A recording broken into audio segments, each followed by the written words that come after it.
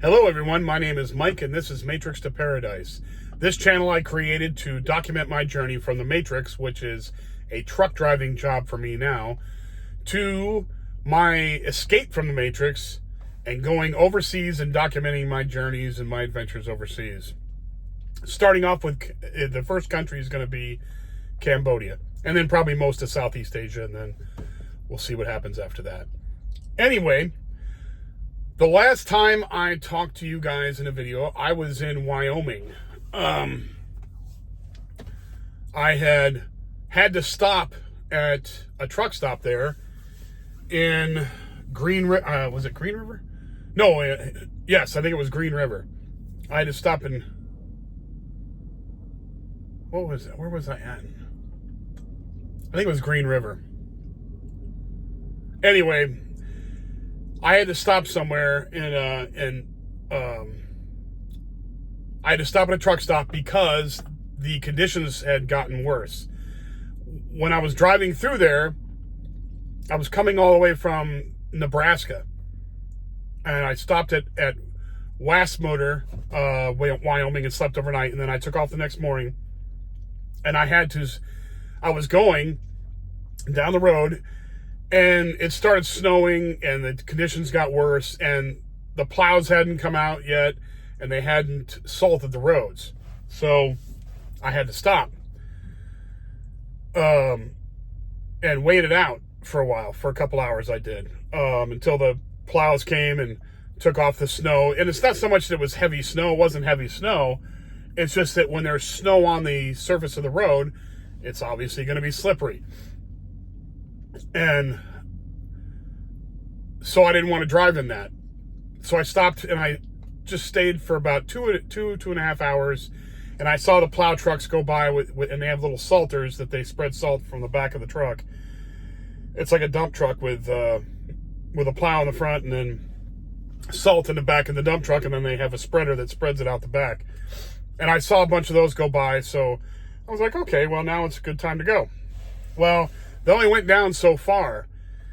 About, 50 miles past that, I was going through the area around Rock Springs. And Rock Springs is down the road from there, and the roads hadn't been salted down there yet. So as I was driving through there, I started driving slower, a lot slower. I wasn't driving, and in fact, I wasn't driving over 60 miles per hour anyway, because I'm just driving for conditions. You don't want to drive faster than conditions.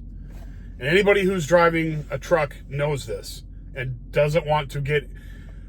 All you need is one time, let me tell you this, one time for you to feel your drive tires slip a little bit on ice, or see your trailer slip out of your mirror, and you were like transformed from there on. You have a come to Jesus moment right there. You don't want that to happen, and the feeling is horrible, because you know that if that sets loose and your tires start sliding off the road, if you can't recover it, and you don't want to get into that situation where you have to try and recover it, turning left, turning right, so you don't slide off the road, you don't want to get into that. And so once you feel that little slip, I've had a couple of times where I felt that little slip, but I'm not going fast enough, because I don't drive fast in conditions like that. And if you see all these videos, if you look at not just truck driving videos, but you see some of these videos online where, like, a building on the side of the freeway has a camera, and it shows where, like in Connecticut or in Wisconsin or someplace where it's blizzard conditions out, and these people are going 75 miles an hour down the road, and then you got an accident happen, and then you got 150 cars slamming into them. And all those cars are driving, and all those trucks and cars, not just cars, but there's tractor trailers too, you've seen them, where you watch those videos, all of them are driving faster than conditions should allow. I mean, they are, obviously, because they're not able to stop in time without hitting and smashing into somebody, in the back of somebody. There's no excuse for that. That's in fact, if the conditions are that bad in the first place, then you shouldn't be on the road. I wouldn't be on the road. I'd be off into a truck stop, or if I was in my civilian vehicle, I'd be in a hotel somewhere, whatever. I'm not driving in conditions like that. There's no reason to. Wait it out if you have to. Wait it out until the plows come through and the salters come through and the road's cleared, so it's safe to drive on. Why would you drive in conditions where the road is not safe? I just don't get it. People are morons. Well, anyway, so I'm driving down the road, and I took this short video of this accident that happened where these two trucks were off the side. One was off to the right on its side in the ditch, completely overturned on its side in the ditch. Another one you could tell that he had slid and jackknifed the truck because the trailer was crunched. It was crunched in. If you look at the video, you can see it. The last short video that I did. He jackknifed the truck in the middle of the road and then slid off to the left, to my left, into the median. There was a cable. They have different median block, barriers. This one just happened to be those cable ones that go across with little pillars with the cable is across there. No blocks, no Jersey walls, none of that, just a cable. Well, anyway, it stopped them, thank God. So we didn't go off into traffic on the other side and kill somebody on the other side. But he slid. You could easily see on the roadway where he slid. The trailer came around. His truck flipped around. He jackknifed going the opposite way on the freeway that he was going, and smashed into that cable barrier. And he was just getting out of his truck when we pulled up ahead of there. Well, when there was a little hill behind me, so when I was coming up, I was probably only doing 30 miles per hour anyway, because it was slippery out there. They hadn't salted that way yet out by Rock Springs. And this is Interstate 80. And, I just was going slow anyway. I didn't want, and had my flashers on. You can hear the flashers blinking, I think, in the video, because you don't want anybody to smash into you in the behind you. So I went slower. And actually, I had somebody comment and say, well, going 2 miles an hour isn't helping anything either. Well, yes, it was, because if you look at the video, you can see the two other trucks ahead of me that weren't in the ditch were going around the trailer that was in the middle of the road. We were barely able to get around that. So you didn't want to go cruising through there any faster than what I was going. I wasn't doing 2. I was doing probably 15 miles per hour. But the whole point is that slower is better, especially in conditions like that. That's ridiculous. That road was still slippery when I was going through there. I could tell. So there's no way I'm going to go cruising through there and then trying to miss his trailer, what was sticking out 3/4 of the way across the roadway. I wasn't going to do that. So, and you could tell there was only a little space to get through there, and the cops hadn't even show up yet. They just got there. You could see in the video the cops just showed up. So, and I don't know what happened to the guy in the other truck. I didn't see him get out of it. The one that was over on its side. I hope he didn't get hurt. But, who knows what happened there. But anyway, they were obviously driving too fast for conditions. There's no excuse for that. I see it every single winter driving out here. Every single winter, it never fails. These guys will cruise past, when I know it's bad conditions and I'm driving slower, I'll see these guys cruise past me at regular highway speeds when I'm not going highway speeds, because I don't want to get hurt or hurt somebody else in a crash. And usually if I'm going that slow, I'm looking for a place to pull off, go to a truck stop, because I don't like driving in those conditions, period. Now, when I took off from the last truck stop that I was at, that I had waited for the plow trucks, they had plowed and salted the road for, 15 or 20 miles past that, but then they stopped. So I don't know if it was somebody else's area that they were supposed to do, or they had to go back and get more salt or whatever it was. But the place where I was at, closer to Rock Springs, there was no salt on the road there. So I could tell, and it was slipperier. Well, these guys obviously didn't pay attention to that and kept going at regular highway speeds, and they ended up in the ditch. Now, nobody wants to end up in the ditch like that. Nobody wants to overturn their vehicle into the thing. But especially for a truck driver, if you do that, that's your career right there. You're going to get fired, and then you have a major accident on your record. You know, you ruin the truck. You know, high dollar stuff. You're going to get fired, and then you're going to have a hard time finding a job. So, I mean, it behooves you. It's smart to, you know, keep your life intact and hopefully not hurt anybody else by driving safely in conditions like that.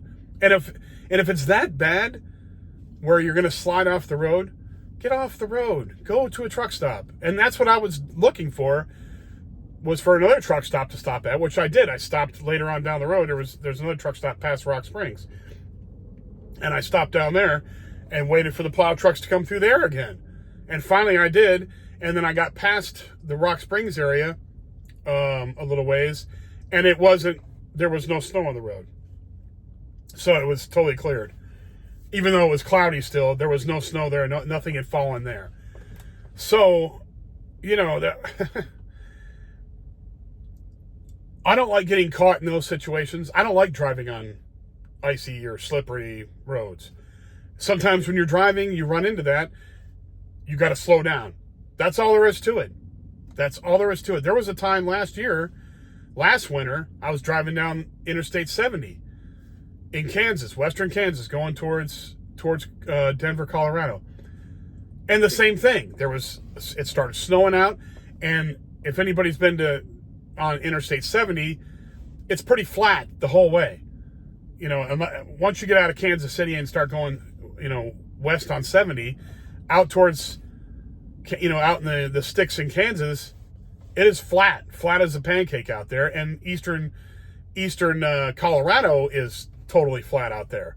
So you have windy conditions, and then on top, really windy conditions, because it was wintertime out, and for some reason it seems to blow a lot more in the wintertime. And then you have icy conditions with the snow coming down. It was hail, it was like a sleet first, and then it turned into snow, which that's horrible, because that's going to turn into ice on the road. So it got really bad. I had just left a truck stop there too, thinking the roads were fine. Took off down the road. Roads turned out to be... This all happened when I was on the road going towards Denver. And it started getting slippery. And I was going... Myself and about 3 other trucks were going about 20 miles per hour down the freeway with our flashers going and everything. And there were still people cruising past us. And again, the same thing happened. We went down a little ways. These guys were cruising past us. Probably 7 or 8 trucks cruised past us doing 75 miles per hour. Zoomed past. We got to a spot where there was a little down hill on part of the freeway, and then it went up a little bit and over to the right, and then up and then back to flat again. Well, as soon as I crossed over that little hill and came down into that little ravine, there was 2 trucks down there. This was last year. 2 trucks down there. One guy was off on the road. There was another truck smashed up on the berm, tractor trailer, and then next to him was a civilian guy with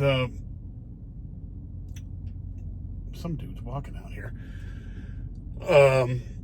There was a civilian guy with a camper trailer who was in the ditch, and you know, you're these guys are not driving for conditions. Okay, I've seen accidents where people hydroplane off the road, and I'm not just talking cars. I'm talking tractor trailers hydroplaning off the road in rain.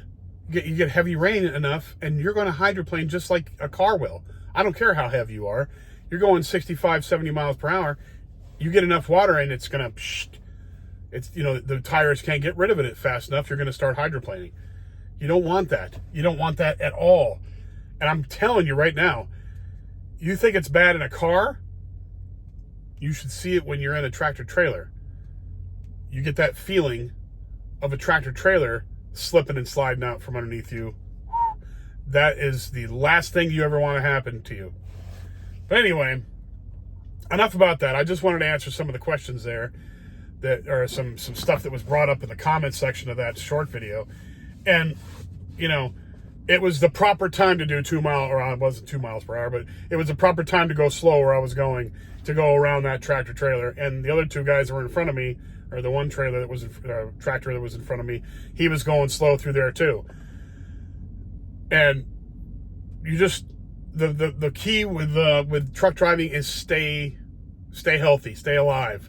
Don't get killed in some stupid accident because you're driving too damn fast in conditions. That's it. Anybody who wants to drive a truck, remember that. That's the key thing. Safety is first. I don't care what load you have. I don't care if you've got a load full of gold. It's not worth your life or somebody else's life. Anyway, so I took that load. I finally got that thing to California. I was going to Tracy, California. Dropped off that load.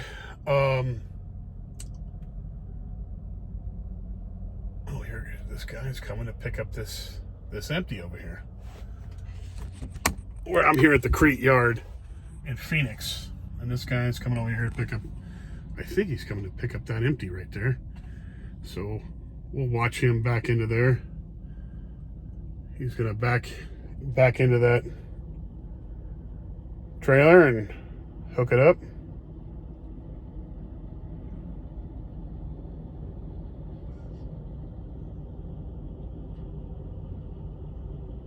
Ooh, that seems a little too high. He didn't actually hook it because it was too high. The trailer's too high. Usually you'll feel the trailer lift up when it hits the fifth wheel. But that one didn't lift up at all, so it must be too high. I don't know why it would be too high, but whatever. Anyway, so I got that delivered to Tracy, California. Then I went over to Lodi, California from there and picked up a load going to Casa Grande, Arizona at the Walmart distribution center in Casa Grande. I just got done delivering that load to Casa Grande, Arizona, got it empty and came up here to Phoenix to stay in the yard here for the night. And then tomorrow I'm going to Tolleson, which is a satellite city of Phoenix, right down the road here, not too far, a couple miles away. And I'm picking up a load there of insulation from Owens Corning again. We're doing a lot of business with Owens Corning, which is great. And they're sending me to Ohio, Heath, Ohio. So I'm going to Heath, Ohio, which is just on the east side of Columbus. And then my asset manager will get a load for me going back west. But it's a wonderful load though, because it's like 1,900 miles. It's almost 2,000 miles. You can't beat that stuff. You just can't. It's just a wonderful thing. Wonderful thing to have these high mileage loads. And they're giving me 4 days to do it in, and I think I'll almost have 3,000, just under 3,000 miles for this next week, which is, I mean, outstanding. You can't beat this. I'm living a truck driver's dream right now for company drivers. So, I mean, there are jobs that are in trucking that are making more money. If you're a heavy haul guy like that carries around those, you're an owner operator and you're carrying around those big tank track shovel loaders. Those guys make a lot of money. The guys that carry around those big windmill blades that go down the road, those guys are making damn good money. Anything heavy haul is making very good money. But then again, they got a lot of problems with, they got to keep up their own truck, they got to pay their own insurance, all that stuff. I don't have to deal with any of that crap. I just jump in the truck and drive. So, and I get paid decent money for what I do, and it's great. Anyhow, so tomorrow I'm going to wake up early and go grab that load and head off to Ohio. And I know today is Sunday. I was going to do a video yesterday, but I didn't get done until late yesterday. I was trying to get out of California, and I was driving all the way from Lodi, California, all the way to Kingman, Arizona, which is about 560 or 70 miles, something like that. And I just wanted to get out of California. And by the time they got me loaded, they took all damn day to get me loaded. I was there for like 3 or 4 hours trying to get loaded at the place I was getting loaded at. And it was a live load. And so I waited around for them to get done with that. And then took off a little later in the day than I wanted to. But I didn't get to Kingman until about, I don't know, it was about 7 o'clock at night. And by that time, the sun's already down. It was done. So all I had to do was wake up this morning, head in here to Phoenix, well, past Phoenix, down to Casa Grande. And I dropped off the load, and I got done early today. So that's why I was making the video today. But that was my crazy week, going through snowy Wyoming to over the Donner Pass, which is a nightmare all the time. It doesn't matter. It's packed full with cars, and if there's any kind of I don't know what it is with California, but California is just, they do everything over the top, regulation wise. It's just a big pain in the neck.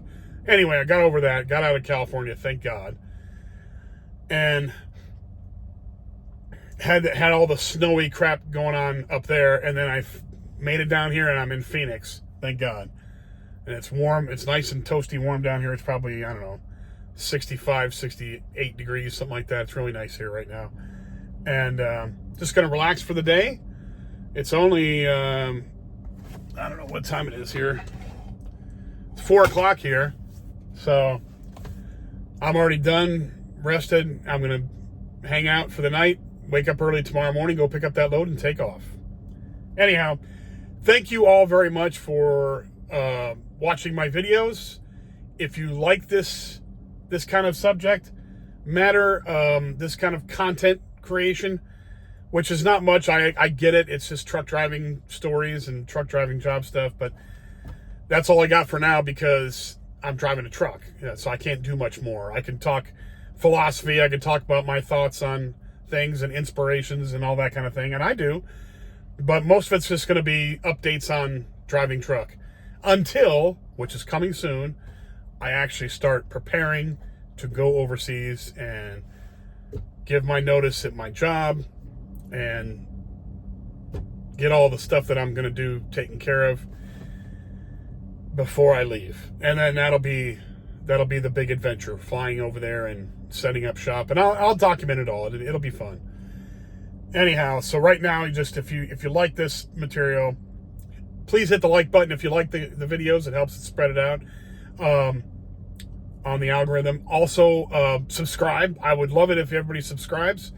It's really cool. It boosts the numbers up for the algorithm as well. It helps everything out. It's so cool. And plus, you get a little happy when you see you got 1 more subscriber or 2 more subscribers or 10 more subscribers. It's so cool. It's just, I don't know what it is. It's just like, yeah, cool. So, and not that I'm, trying to be, Mr. Subscriber guy. It's great. It's cool to see that other people are watching your videos, and it's interesting.